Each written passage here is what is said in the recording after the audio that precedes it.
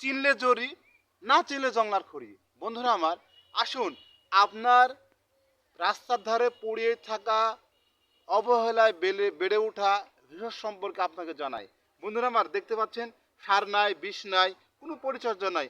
আল্লাহ তালার অকৃম প্রকৃতি পরিচর্যায় এই যে বেড়ে উঠেছে রাস্তার ধারে একটা ভেষজ, তার নাম কি জানেন? মিশ্রি দানা। বন্ধুরা আমার, ওই সকল বন্ধুদের যাদের খাবার খেলে আপনার বমি উঠে, বমি হয়, পেট জ্বালাপোড়া করে, আপনার হচ্ছে রুচি কম, তাদের জন্য আজকের এই ভিডিওটা। বন্ধুরা আমার, মা বোন, অনেক মা বোন রয়েছেন যাদের অল্প খেতে পেট ভার হয়ে যায়।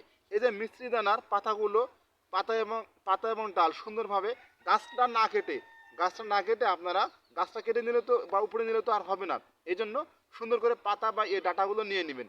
নেওয়ার পরে আপনারা সুন্দর করে বিশুদ্ধ পানিতে পরিষ্কার করার পরে, রোদ্রে শুকানোর পরে হেমান্দিসায় অথবা ব্লেন্ডারে বেটে নিয়ে 1 চিমটি পরিমাণ হচ্ছে আদা, 1 কোয়া পরিমাণ আদা, একটা রসুন, এই নিয়ে সুন্দর করে আপনারা 1 চা চামচ পাউডার সুন্দর করে হিমানদিসায় বেটে নিয়ে অথবা শিলপাটায় বেটে নিয়ে যদি খেতে পারেন, যাদের অরুচি, যাদের গ্যাসের জ্বালাপোড়া, যাদের অল্পতে পেট ভার হয়ে যায়, এই সমস্যা দূর হয়ে যাবে।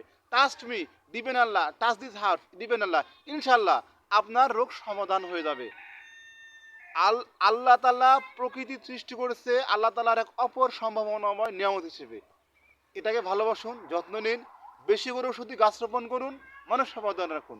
ইনশাল্লাহ দেখা হবে পরবর্তী এপিসোডে। আজ এ পর্যন্তই। আসসালামু আলাইকুম রহমতুল্লাহ।